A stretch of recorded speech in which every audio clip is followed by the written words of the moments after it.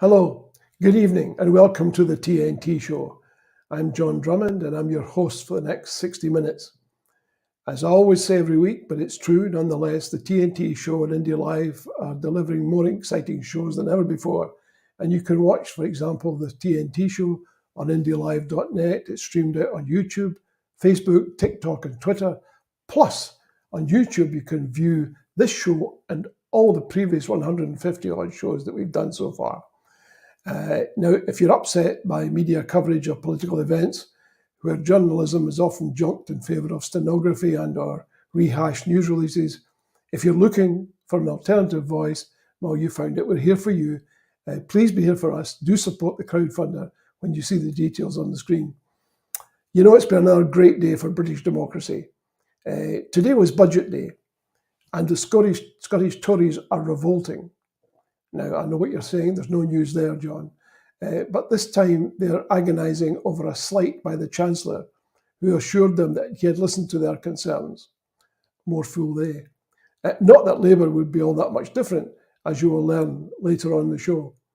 Tonight we'll be talking to another excellent guest, Willie Thompson. Willie's joining us tonight to talk about his star-studded Festival of Economics, which starts in Dundee on March the 22nd. Amongst other things we'll be covering is why the current account of economics is so badly flawed and how these flaws so grievously affect your life. And we'll also be taking your questions live, so there's still time to get your question considered. You'll see the details on the screen. Now, as you know, TNT stands for The Nation Talks. So in many respects, this is very much your show. We're live and we're free. So no license, no problem. Now to our guest tonight, Willie Thompson. Thanks for joining us, Willie. How are you? Yeah, I'm very well. Thank you very much. Good to chat to you tonight, John. Oh, it's a great pleasure. Now, I've been looking at the details of your show, Festival Economics, coming up on the 22nd of March. It looks fantastic. I described it as star-studded, but in fact, I've rather understated it. Tell us why you're excited about the show in Dundee. Yeah, it's the second year that we've done it. And when we had it last year, I found that most of the people we invited to speak said yes, which was really nice for us, considering we only did it with about 10 weeks notice last year. So I just decided to invite the kind of people who I really wanted to hear from, expecting them to say no. But actually, almost all of them said yes. So we were absolutely delighted. I think we've got 4 or 5 of probably the top 10 kind of real world economists who are in front of our audience, for our participants, explaining to them how the economy really works. So I was absolutely delighted. We've got Anne Pettifor, who was an advisor to Jeremy Corbyn. So she's kind of from the Labour Party and from the left. We've got Steve Keen, who's probably the leading real world economist, hugely knowledgeable, especially around energy and climate, and was one of the two of them were the kind of two people who are given the most credit for predicting the financial crash in 2007, 2008. We've got Josh Ryan Collins, an English academic who wrote a wonderful 20, 30 odd page detailed analysis of how the government actually funds itself to prove that the government creates money and it doesn't use taxes to pay for things. So he's coming along to speak about that. So yeah, I was just delighted. Everyone I invited, they said yeah. So I'm going to have to be really, really happy about that. That's just great. Now, you mentioned en passant there that how the government creates money. Now, a lot of people in the audience might be surprised by that statement, because they think that in fact, they're told almost on a daily basis when they look at the public prints and listen to broadcasters, that government spending is a bit like Margaret Thatcher compared it to a household budget. That's just not true, is it? No, it's not true. And I really want to kind of get into some of the details and answer the questions, and especially talking around about what's happened with the budget today, and this whole narrative around it. But it's really important for me, because I know I've done this long enough now that some of the things I say, the reaction is sometimes like a physical shock. I've said something that's kind of so different from what people would consider being a respectable view of the economy. And that's because there's just one view, one opinion that is so dominant that almost any other view kind of seems ridiculous. And that's kind of what I want to cover tonight, is to actually say, no, there's a huge body of economists who believe the things that I'm saying. It's just that you never hear them because there's this one strong narrative that comes across politicians, in the media, within our political parties, as we're seeing today, and the economists and the Bank of England and, hedge funds and financial services. They're all giving you the opinion of one view of economics. It's not the economic truth. It's an economic opinion. And I just think that most people aren't aware that there's other opinions out there that are as long established, I would say, much more grounded in the real world than the types of narrative that we hear. So, yeah, that's one really good example, is that most people think that the government collects our money and then spends it, and the reverse is actually true. But before I go into more detail on that, I think it's important that there's kind of three things that always try and pull any kind of conversation like this back to. The first thing is that an economist like me believes that the economy is made up of people working in institutions, and it changes through time. And the economy is not just one thing that's completely abstract. It's created by people. Power plays a hugely important role in designing our economy. And we need to change those power dynamics if we want to change our economy. And that economy fits inside, is a really complex dynamic system. And that fits inside a system which is even more complex and dynamic, and that's the ecosphere. And we need to think that actually, can something that fits within something, can it continue to grow forever?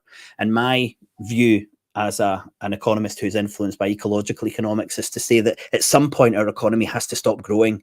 And if we consider that, it leads to very different ideas about the economy.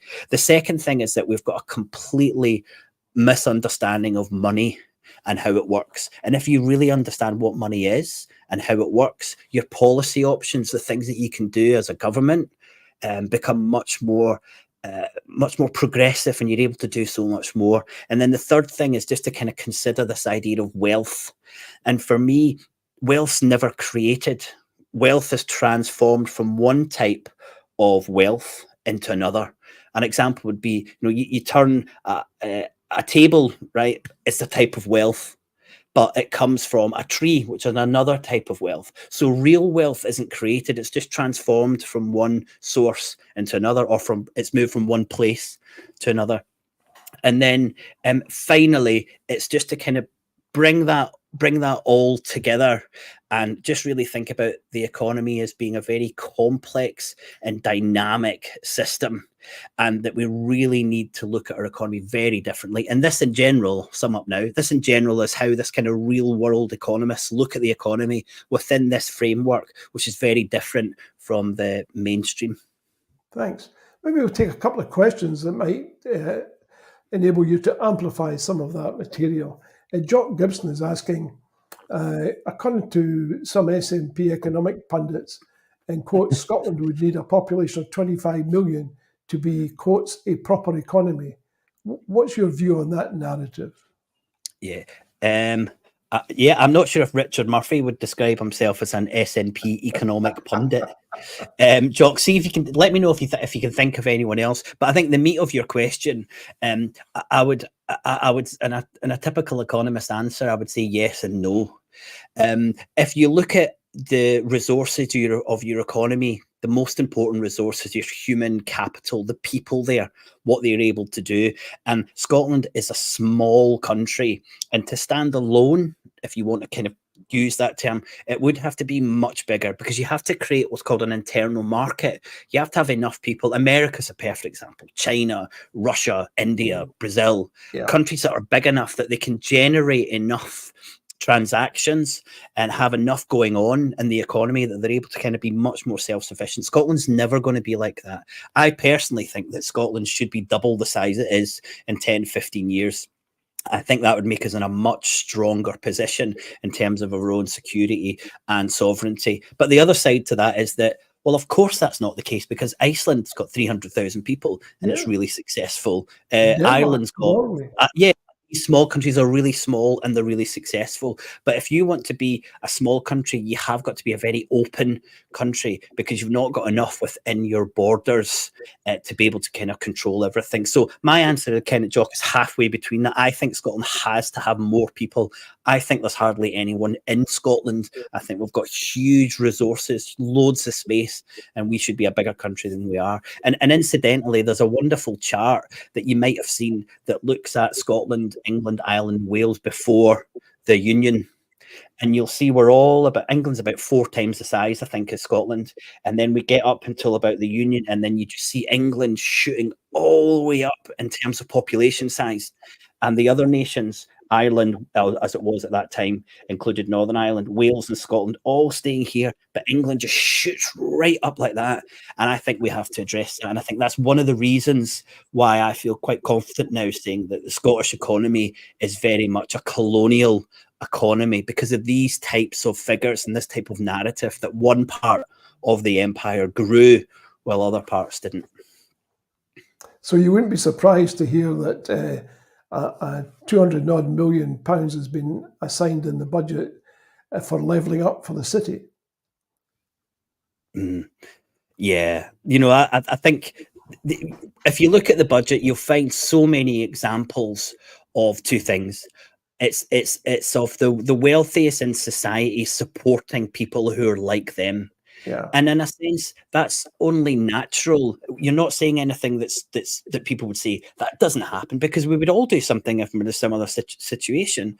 I mean, the example I like to give is that if I was in charge of the culture department, I would be focusing a lot on small music venues and thinking they're really important, because that's my background. I used to manage bands and I used to have a music company. So I'd be drawn towards supporting that type of enterprise or that type of experience. So these people in power, like the Chancellor and the Treasury, they're supporting the things that they think are important in the same way that we would. It's just we're in a really unfortunate position that there's no diversity, and all of the people in positions of power are supporting the things that they think are important. The City of London is a perfect example of that. And that's what I think we really have to realise, that you can change the people. You can put Labour in power and remove Conservatives, but unless you change the institutions that are the ones that change over time, then you're not going to have any specific or significant change in your economy. It's about the design of these institutions more than it is about the people who occupy these positions of power. So not surprised by that in any way. Yeah, there's a sort of group think, isn't there? I mean, absolutely. I was struck as you spoke there by the comment from Labour today saying, you know, that we have to economise, we have to budget here because the country's credit card is maxed out. Now, what do you make of that sort of comment? It's something that will resonate with a lot of people, and that's why politicians say it, because they think that we're not educated enough. We're not smart enough to be able to see that the government, who creates its own currency, cannot be like a household like me and you, John. When me and you are poor, we have to go and borrow some money, or we have to go out and work, right? And we understand that. And that's what happens in a household, and that's what happens in a business. But a government is able to create currency. It creates money and then it spends it. So the idea that the government can run out of money is a complete myth. It's a fallacy. And that paper that I mentioned at the start, that Josh from UCL has written, demonstrates really clearly that when the government spends money, it creates brand new money. And again, that's something that I think most people can understand. We know now that when there's money in our bank account, right, John, if I give you 100 quid, I don't walk into your bank and put £100 of cash into your bank. Someone just creates electronic money in your bank account. That's what happens. They're transferring it from one place to another. When the government does it, it just creates the money and it puts 3 zeros in your bank account and that money appears. So that's how the economy works. That's how money works. The government create money. It can never run out of money, because it creates it. You can never run out. Everyone who's watching can never run out of opinions. You can never run out of ideas. And that's the situation when the government has money. You can never run out of money. I can hear people, well, I suspect people listening to what you just said will say, well, that makes sense to me, Willie. However, I've seen all these pictures from Germany in the mid-30s with people with wheelbarrows with Deutschmarks in them because they printed too much money.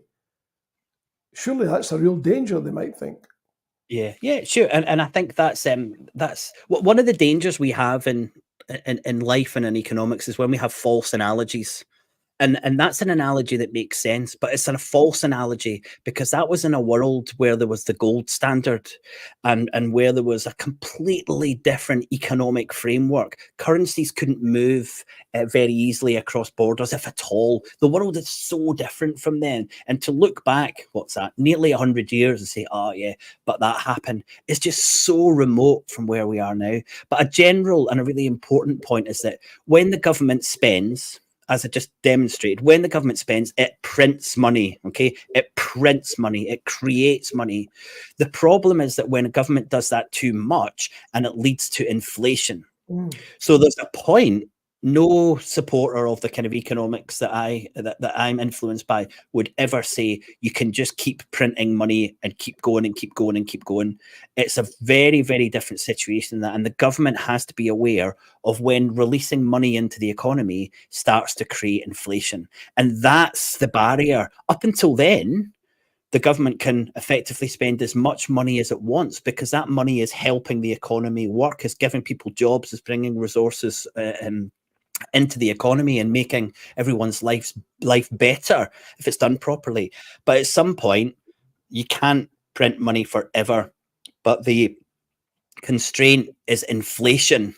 It's nothing else. There's no fiscal constraint. It's when the spending from the government, amongst all of the other type of spending that goes on, starts to create money. So economists like me, we're more aware of inflation as a barrier than economists even from the mainstream are. So as I said, it's just not really kind of relevant for the type of economies and the type of discussion I think we need to have. But I'm well aware a lot of people consider those two things being related. Weimar Republic and Argentina and where we are now, but it's so different. And that's why I think if people realize that printing money is what happens already, all we are saying is that that can happen a little bit more to bring all those resources on until we get to inflation. And then we have to stop. I think that's easier for people to understand. The reasons for what happened in the Weimar Republic are so myriad and so different from where we are that, as I said, it's not really a fair kind of reflection when we're talking about a modern economy. It's interesting. I suspect people will be thinking, listening to you just now, that what you're saying must be right because they look at when there's an emergency or a war, money can be found. The taxation doesn't increase necessarily right away when there's a war or preparations for a war.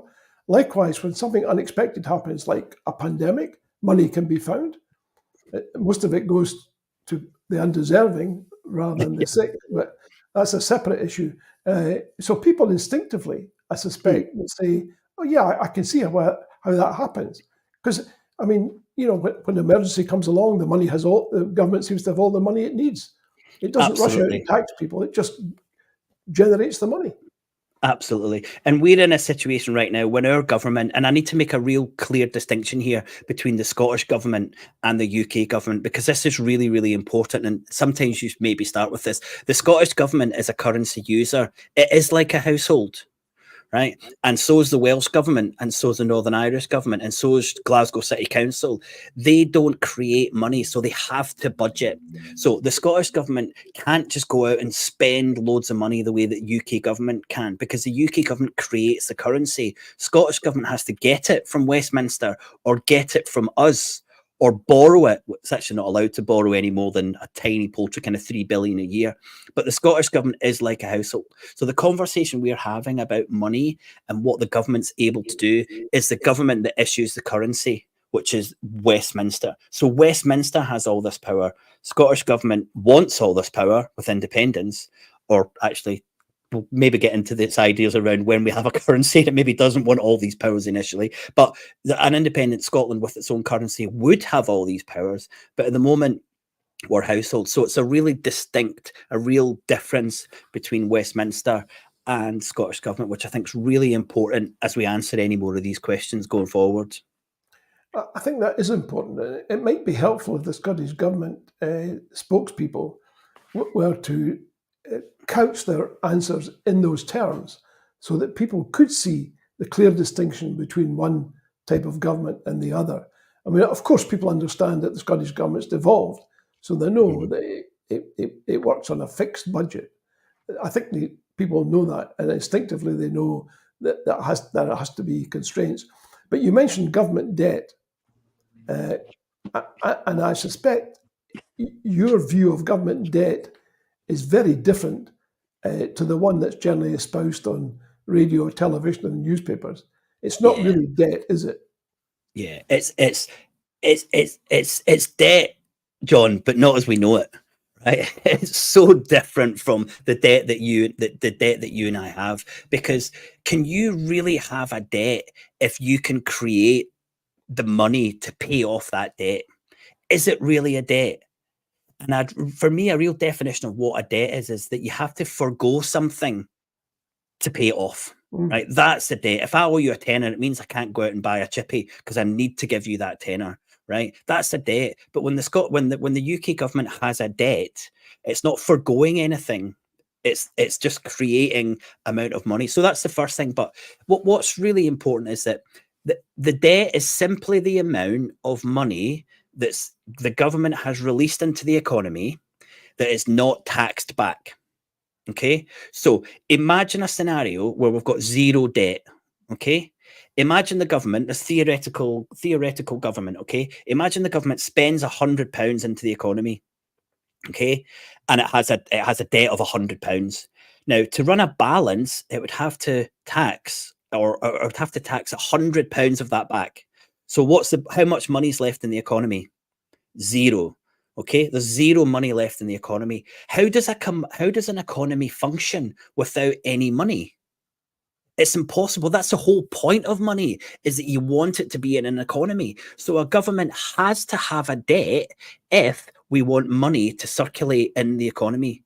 So you need to see debt as being a completely different proposition and definition of a thing for the government, because it's effectively that money that goes into the economy is effectively the money in the economy or the savings of the economy. And Stephanie Kelton, one of the economists that I'm most influenced by, says if we stopped calling it the debt clock or the amount of debt and called it the savings clock or the amount of savings, people would look on it very differently. But everyone knows that when I owe you a tenner, John, it's a debt for you, but it's a credit for me. Everyone knows that there's an other side of a debt. So when we're talking about the government debt being 1 trillion, it's a debt for the government, but it's a credit for someone else. And who happens to be that someone else? Me and you, people in the economy. So government debt is not scary. Household debt, scary. Me owing you a tenner, scary. Government debt, completely different and nothing to be afraid of. And it's effectively our savings. And if we look at it like that, it doesn't seem so scary. So when Julie Brown asks, so there's no government debt, she's right. Yeah. Well, I would say that we need to use a different word. And debt's not the best way to describe that. But there's something that's outstanding. The government, if you buy a government gilt, right? If you buy a government gilt for £100,000, the government owes you at 5%, or let's say 10%, because it's easier for the maths. The government owes you that 100,000 plus 10% of that, right? 10 grand. It owes you that. So there's a debt. There's a debt. The only difference is nothing has to be you don't have to forgo anything. The government doesn't have to forgo anything to pay you that £10,000 because it creates the currency. So it is a debt, it's something they owe, but it's not a debt in the same way that you owe someone money, or what you owe on your credit card. It's just completely different. It's not the right word, and I think it's used deliberately so that we're scared by that word. Yeah. If we were to call it savings, we wouldn't be scared by it. It's interesting you say that. I think I was watching Andy Verity, who's one of your stars in the show in Dundee, and he was being interviewed on BBC, and he said, "Yeah, there is there is government debt, he said, but it's 90% of it is owed to the Bank of England, which is fully owned by the government.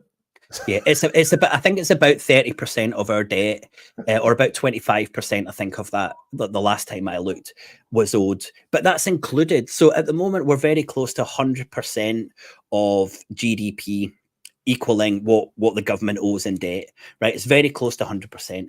But about 25% of that if money owes themselves, right? And it's just the most ridiculous thing that you could ever think about. How can you possibly say that, you know, my household owes your household £100 if 15 of it is owed to my partner? It's just crazy. Yeah. We owe 85%. So even that scary figure, and again, I would argue that it's done deliberately to be as scary as possible. Let's include the debt we owe to other departments to make this debt higher, so it's scarier, so that we have to have an economic system that doesn't pay and doesn't reward the most needy in society. We need to do that by scaring people. So let's get to this figure. Let's make it as big as possible. So yeah. The other scary thing that politicians talk about, and I agree with you, I think a lot of this stuff is scaremongering. And we've got an election coming up this year, or maybe at the very latest next January. It sounds unlikely we'd have an election in wintertime. But it's almost particularly contrived. Because the other issue that crops up when we're not talking about debt is taxes. We have to put up taxes. In your view, what is the purpose of taxation? Yeah, well, let's come back to one of those 3 points that I said at the start. We've got a deep misunderstanding of money, and that relates to government finances, because I'm going to say something that for a lot of people can induce that physical shock that I was talking about, right? And when you're the Scottish government and you pay taxes to the Scottish government gets that money and then does something with it, because it's a user of a currency.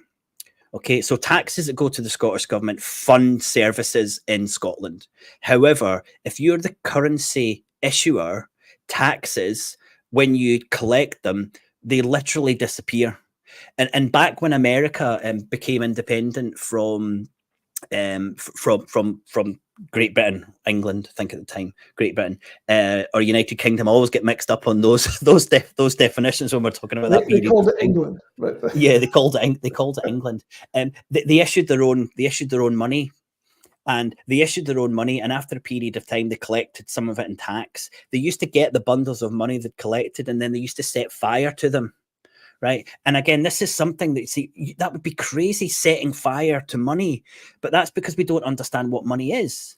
And, we probably won't have time to go really deep in the detail of that. But here's an example of the government knew what the role of money was. It was to facilitate transactions. It was to allow the government to be able to say to people, hey, give me some work, do some work for me, and I'll give you some of this money. It was only something that had to be used to circulate in the economy. As soon as you paid it back, they literally set it on fire. So right now, when the UK government collects taxes, the taxes disappear, they're deleted. And again, if you think about all it is someone in an Excel spreadsheet, it says 5 billion in taxes. Someone just presses delete, and that 5 billion disappears because it was never there anywhere. Anyway, it was just a made-up figure. When you pay taxes, no one's collecting the money in physical form and delivering it somewhere, and then it's spent. So that's just a crazy, crazy idea to think about, is that taxes don't fund the things that government do. So that's what it doesn't do. But taxes have a hugely important role. Without taxes, you effectively don't have a functioning society, because no one will accept money. You accept money, John, in pounds, or let's say in pounds. You accept money because you know at the end of the year, you're going to have to pay your tax bill. So this helps the society function properly, because you know that this money has to be collected, accepted, and paid. So it has that role. It also helps incentivize people. You put tax up on cigarettes and less people smoke cigarettes. You make electric vehicles with a lower tax rate. People use that. So it can be used for that. But also, if you tax the richest people in society more than the poorest society, then the tax is helping you reduce inequality. So taxes are hugely important. And I've got to make this clear. Taxes, paying your taxes, the idea of taxes is hugely important. It's how a society functions. But at the UK level, when you pay your taxes, it doesn't pay for a health worker or for a soldier or any form of government spending. That tax credit is deleted and new money is created. So tell me on the chat, please, if people are in physical shock at the moment. Well, would it be fair to say that tax is a way of social engineering? Yeah, I think that's fair. Yeah, for those examples, those examples that I've said, but fundamentally, and I've got I wrote an article for the National, I think, which I got a really good feedback on, which was explaining to people what the British Empire did when it went to Africa. It never chose to use the currency of the African tribe or the African province. It used its own currency, and I've explained why it did that. And if you want, as hard as it is, take an economic lesson from the British Empire. They knew how to make sure they were provisioning themselves, and they did that by saying to the people in the villages or the regions, "We're not going to use your currency. You're going to use our currency," and that gives them all the control, all of the power, and they're able to say to someone, "Come and work for me. Give me 40 hours of your work week, and I'll give you this silly little bit of paper with a lady in a fancy frock on it." And you will do that, and you will think it's a fair exchange, because at the end of it, if you don't have some of this currency at the end of the month, when I come for it, if you don't have any of my currency, I'm going to burn your hut down. And I'm not making this up. This is what it's called, the hut tax. Yeah. So people say, I don't want your money. I'm quite happy with my money. And say, well, that's fine, but we won't accept your money. We'll only accept our money. And if you don't pay that, we'll burn your hut down. And that is so important. And I would love people to take away that idea that it's all about power and it's all about control. And if Scotland becomes independent and it still uses the pound, all that power, all that control is still in Westminster. The British Empire never did it. There's no way that we should even be considering to use the pound that any longer than the transition period. Scottish currency on day one if we want power and the control. That's interesting you say that, because the Sustainable Growth Commission came to a completely other view, didn't it? They said, we're going to keep using the pound, and that's okay. Your point is it's not okay. You should stop using the pound as quickly as possible. Absolutely, but I wasn't surprised by that. And for people who are listening, you might not know what the Sustainable Growth Commission is. It was written back in 2018, and John, you'll find this really interesting. I searched for it on the Scottish Government website about 3 months ago. I couldn't find it. Not only could I not find it, I couldn't find any references to it. So it almost seemed like the Sustainable Growth Commission, which was this report written, has kind of disappeared. But it's still, it's not, but it's still influencing a lot of government policy. And that report, I'm not surprised at the outcomes of that report, because it doesn't understand what money is. And so much of the economic narrative that you'll hear, or the audience will hear, is it starts from a deep misunderstanding of money. And this mainstream view of our economy considers money as something that has no power or influence. It looks at £100 debt that I've got to you, John. It's just £100. It's £100 to me, and it's £100 to you. No way do they say, actually, if William owes John £100, who's in the more powerful position? And what does that allow John to do with his position of power? Doesn't look at that. It looks at money as just being completely kind of anodyne and equal. So it doesn't understand the role that money plays, the deep, powerful transactional difference that it has when someone has money and someone doesn't have money. And when you don't understand money, you don't understand debt, as the Sustainable Growth Commission doesn't, and the other following Scottish Government papers don't. When you don't understand money, then you come up with ideas that are not grounded in the real world. It's fascinating, isn't it? I also think back to FDR, and I mean, anyone who's travelled in the US knows that they've got a fantastic road system, but that was done by spending government money and requiring people to make the roads across the whole of 3,000 miles east to west and God knows how far north to south. And that was money just conjured out of nowhere. But what it did do is put lots of people to work. Lots of people Absolutely. got paid. Lots of people went out and bought stuff. Lots of people gave their money to their families, and they went out and bought stuff. And so before you know where you are, all of a sudden the economy's taken an uptick. Now, Yeah.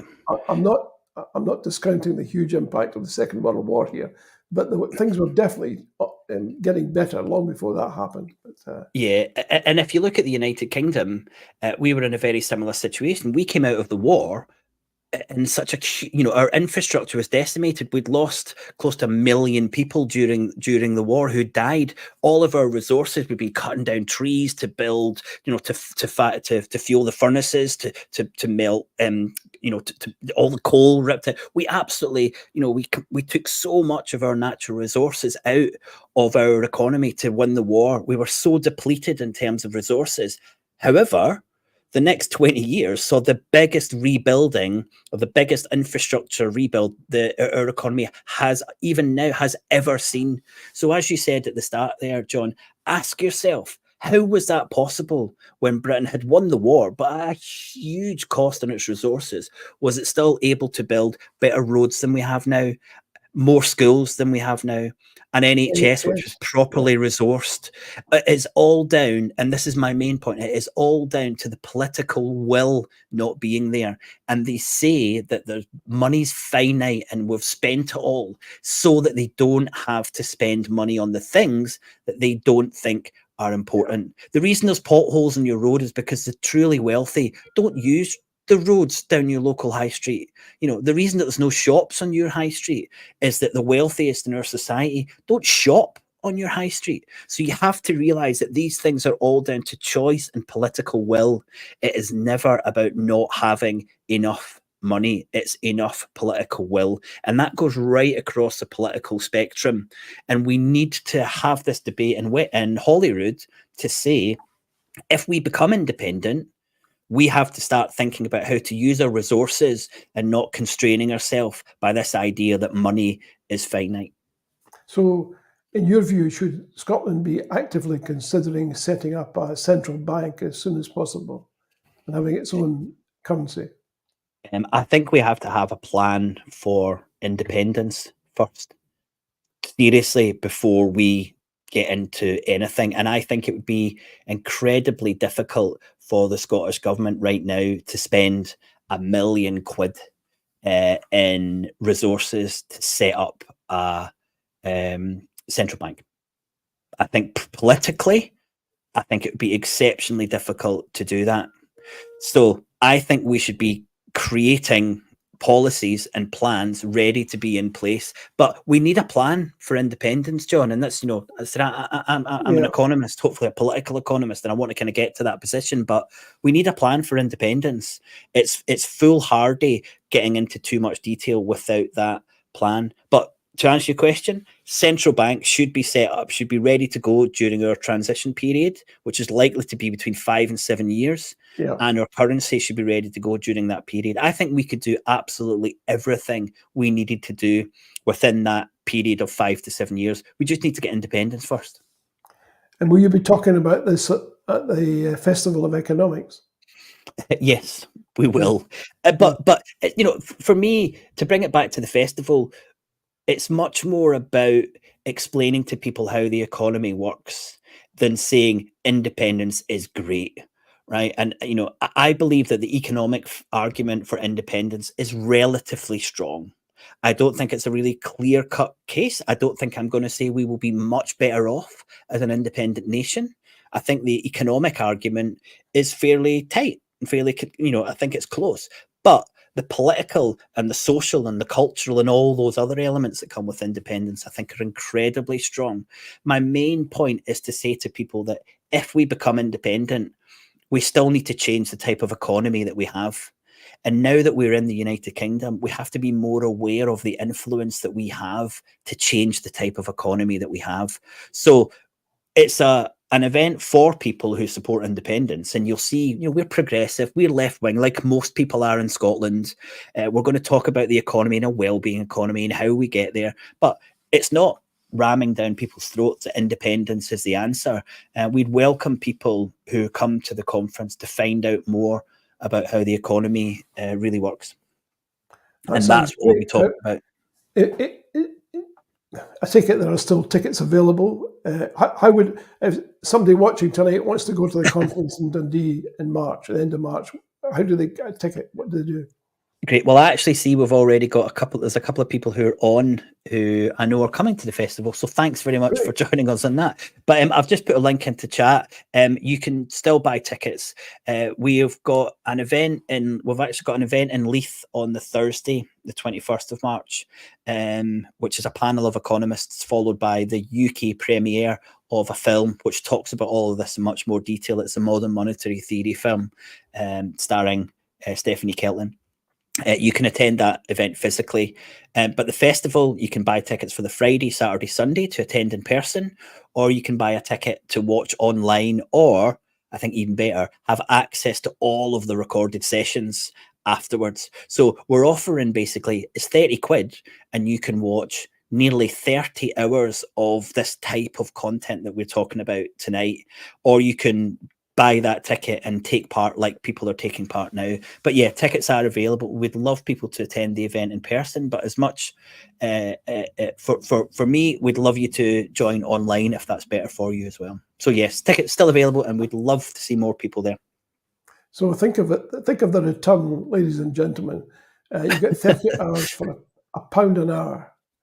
Now that's the best deal you'll get anywhere. Yeah, it's not bad. So, say somebody, if for their £30 somebody found that they couldn't actually get to the conference and they couldn't watch it online, the £30 would allow them to see the material at their convenience at some later stage. That's right. Yeah, we're going to upload all of the videos, all of the content, because if you're there on the Saturday, there's 2 streams, so there's 2 events going on at the same time. So I don't want people to think they've missed out. They just need to choose which one to go to physically, and then they can watch the other one, or they can watch both if they want at a later date. I think it's so important that we don't lose that content. Wouldn't it be crazy if we have these amazing speakers talking about this stuff and there's only 100 people in the room listening to them? We need to get that content out as widely as possible, and that's one of the real objectives of the festival, is to try and have as many people as possible understanding and engaging with the economy outside of this horrible mainstream that says that we can't afford it. And as said, it's so obvious, and I think if I can make one other, I think, really important point, I can already see that things are changing, and we spoke about it off air, but a lot of the younger folk, they're moving away from the mainstream media, right? And they're not voting at elections, and they're protesting against the climate crisis. They're seeing that this economic narrative, this description of the economy and the prescription in terms of what we can do just doesn't make sense to them. And they're moving away from that already. And I think we've got a narrative that says to them, hey, we will explain why, despite the economy being twice the size as it was in the 1990s, you've got to pay 9 times your salary to get a house than someone back then who paid 4 times their salary to get a house. Not only are we going to explain that, but we're going to say what you can do to reverse that. And I just think that it's so difficult for especially young folk to see questions that are important to them being asked by the mainstream media. And when have you seen an economist and a commentator say to a politician, can you explain why during a cost of living crisis that the financial services sector have paid out record profits, and the same for the energy companies? Can you explain that? And can you say to me why you were happy with that? People are not seeing these questions being asked.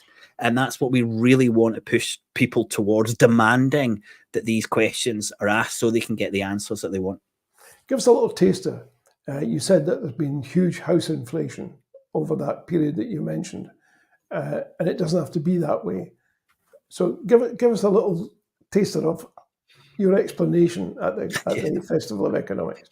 Yeah. So there's so much money in the already wealthy are so wealthy, right? They've got so much money. They've put this is like, let's say, the 1980s, 1990s. There's so much financial wealth being generated because of how much of our resources are being used. So oil and coal and, is being burnt at unprecedented rates, which is allowing machines to propel out more goods, and people are doing more services, and people are transforming that into financial wealth, and so much of it's being sucked up. These people have got so much money in the 1980s. They're thinking, how do we make more money? We need a safe asset. Why don't we encourage, and not like some kind of conspiratorial way, but why don't we encourage our financial services to start offering more mortgages to people? And what we'll say to these people is that, hey, this is an opportunity for you to own your home, right? Isn't this what you've always dreamed of, right? But obviously, we'll give you 300,000 and you'll give us 450,000 back, right? So it's not like we're doing you a favor, but we're giving you this access to be able to buy your home. That allowed financial services to make a huge amount of money in debt that was paid back and was recirculated to people who are already wealthy. And then we got to the 90s when they had so much money, they were saying, actually, how do we use that as an asset? Because I want to leverage against that asset, right? Someone's got a mortgage and I own the money that's coming in from that mortgage, but that's not enough for me. How do I make more money? So they started securitizing those assets. They said, let's get all these mortgages, stick them all together. We can borrow against them because they're a really safe asset. And it doesn't matter, John, it doesn't matter if 5% of those people lose their house. That's irrelevant to me, because the mortgage-backed security I've got is paying 6% or 10%. So that doesn't matter. So you look at mortgages and you think it was a way to kind of allow people to own their own home and to have a foot on the property ladder. But that's not what happened. My description is that it was a way to create assets, to secure assets for the already wealthy. So that's a narrative that no one would ever hear in the mainstream, that I'd be very comfortable to kind of explain in a lot more detail, and looking at the data and looking at the kind of political economy around it, which is the kind of explanation of the other things that's going on rather than just the kind of charts and numbers. So hopefully that's a good enough example of how things are very different, when you start looking behind that curtain and you see who's in charge and you see what their objectives are. Yeah, it's very telling. I still recall a program about the securitization of mortgages in the US in particular, and they had ninja loans, no income, no job, no assets, and people were. If I recall right, they interviewed a stripper from Florida who had 4 homes. Yeah, and one of them was the name of her dog. Yeah. It's insane. How did you manage that? She says, I went to an office and they offered me money. That was it. It didn't get that bad in the UK, but actually I was working for the Council of Mortgage Lenders in 2008. So I understand this probably better than anyone outside of financial services. But in the States, you could go for a haircut, and while you're getting your haircut, the hairdresser could say to you, hey, you interested in a mortgage? We've got some great rates at the moment. You could leave the barber with a mortgage. And the whole idea in America was that, well, it's up to you. If you want to get a mortgage and you think you can afford it, then you should be able to do it. There's no regulation, no control. And that was a huge issue. But again, the description of what happened was a bit like that. There was not enough regulation. The description's never actually, it was designed for it to collapse at some point because it had to, because you can only have so big a Ponzi scheme before it collapses. It's interesting too, that when the Ponzi scheme collapsed, there was no question about any difficulty finding the money. The money was printed instantly. Yeah. Bingo. There it is. Yeah. It's a perfect example. Not to get too technical now, because I know we've been speaking for 50 minutes, so I don't want to throw more kind of like technical stuff. But we're all aware of this idea of quantitative easing, and this was what was kind of used through COVID, before COVID, and financial. And we just need to be a wee bit careful, because what happened in that period was the government said, we'll exchange cash for the government bonds that you have. So they maybe did that for like 100 billion, but they didn't give 100 billion away. They just exchanged one form of financial wealth for another. But they did also say, here's loads of money, put that in your reserve balance account, and that'll secure you as a bank, but we'll also pay you interest on that. So we'll give you money rather than you paying us interest on the money we've given you. We gave the banks money and said, and we'll pay you interest. It wasn't much at the point. No, it wasn't. That was a point of kind of 1%. But we were giving them money and then paying them interest on the money we'd already given them. Has that ever happened to you, John? Right. Because of course that happened, because this is people supporting the types of people who they know and who they spend time with. So it was a very natural thing. It's like doing favors for your friends. And as I said, I really want people to take away this understanding that it's not people and it's not a government, it's the way that the economy works. And the economy has shifted dramatically 2 or 3 times in the last 50, 60 years. So it can be done, but we first need to understand, we need to look under the bonnet and understand how it really works before we can properly change it. This idea that Scotland could have a well-being economy after independence based on the same economic model is complete fallacy. We have to throw out so much of how we run our economy if we want to have a well-being economy. There's no easy, slow, natural, stable transition from this type of economy we've got to the economy that we all want. We have to realise that. And when we realise that, I think we can work towards it. That sounds very interesting. Give us some more tasters about who's coming up in the festival and why people should sign up. Yeah, on the Friday, we've got our kind of big keynote. So Anne Pettifer speaking, Steve Keen speaking, Andy Verity speaking, who you've mentioned earlier, is if not the only mainstream economic commentator who understands money. He's certainly one of the very few. And if you look at his, and I would encourage you all to do that. So Andy Verity on Twitter, if you look at his theme today, you'll just see him saying, no one should be using the household credit card narrative. This is not true. This is a false flag. We should not be debating this.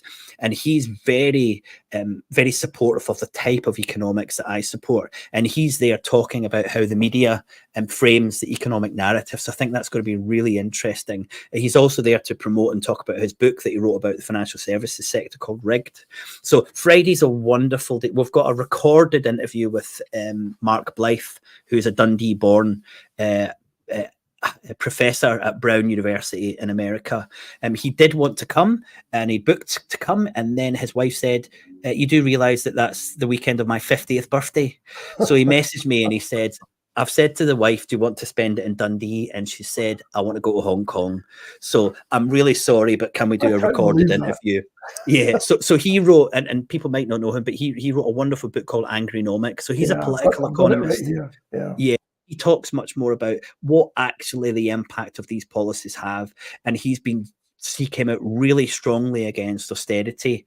And I would love to spend loads of time discussing that absolute nightmare and how that might be the case if the Scottish government continues down its path that it's planning for independence, is kind of baked in austerity.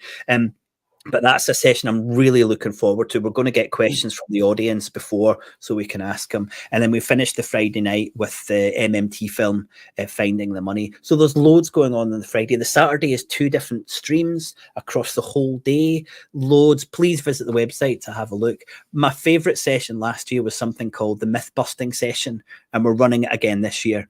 And I kind of take the straight-laced kind of commentator and say, so can you explain, economists, why the government is like a household? And they're like, it's not like a household. So we kind of set up these 10 myths that everyone believes is true, and we have economists talking about it. So there's loads going on. And then on the Sunday, I'll finish here. On the Sunday is our kind of climate day. So we're looking at the economy through the lens of our natural resources. So we've got sessions around carbon credits and how do we price natural capital.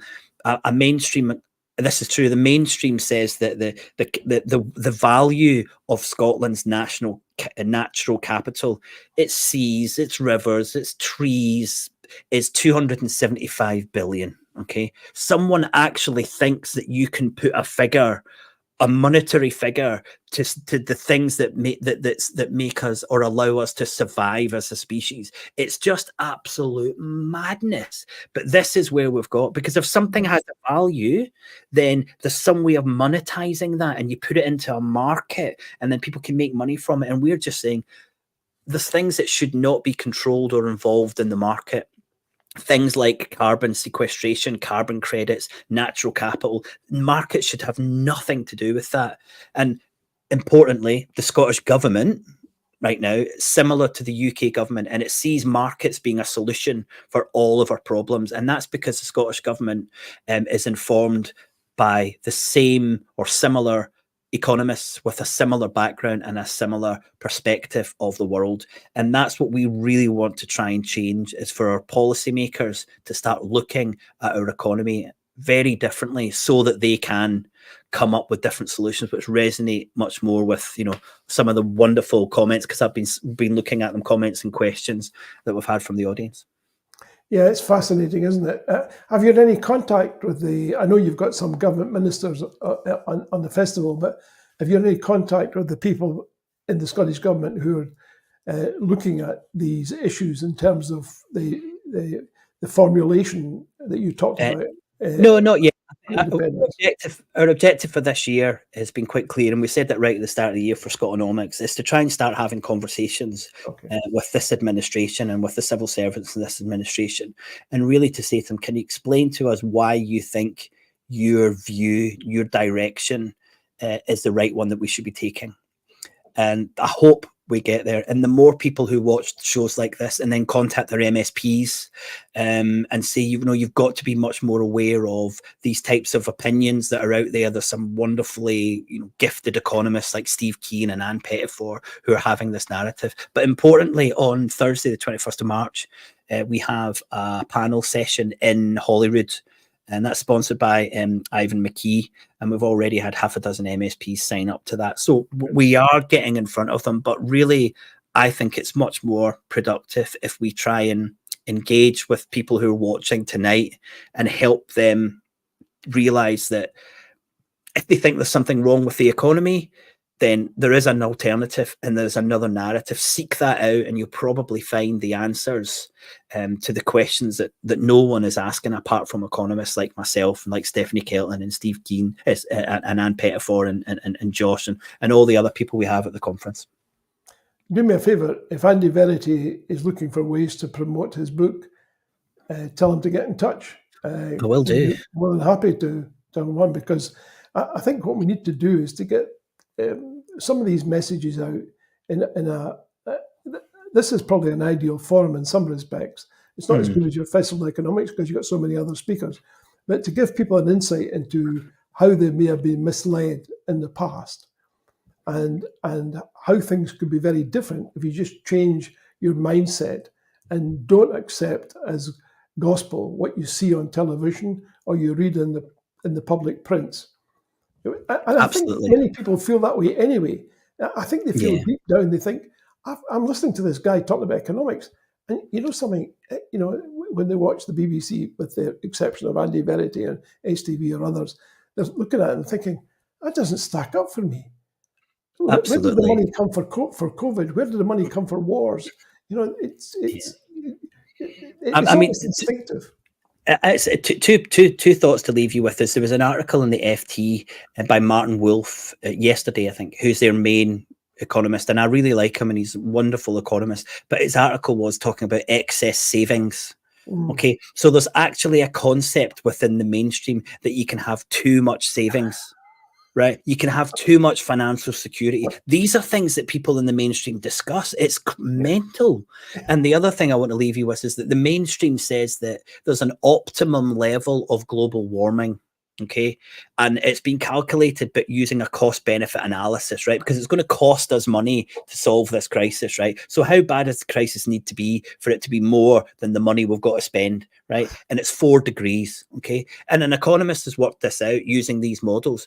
And climate scientists say, what planet are you on? At 4 degrees, will it have passed all of the tipping points? The planet will probably not be habitable. But the economists, people believe the economists above the climate scientists. Yeah, It's yeah, mental that these people think that they can enter an area that they've got no experience and tell people what's going to happen. So if yeah. you follow economists like that, you need to realize that there's other people who will say, this is madness. Do not ask an economist about the climate crisis. Ask a climate scientist. And economists have Absolutely. got a huge opinion of themselves. Yeah. And I hope it's come across that the type of economist like me realizes that we want to engage and It has very much an one. extent. Well, we need to wrap up now. Thanks very much. It's greatly appreciated. Let me say a few concluding remarks, if I may. Well, I hope you've enjoyed the show as much as I have. It's certainly been educational as well as informative and entertaining. Thanks to all of you for joining us. Big thanks to Willie, of course. Do make sure if you can't get to the show, you can watch it online, or you can pay your 30 quid and watch it anytime you like.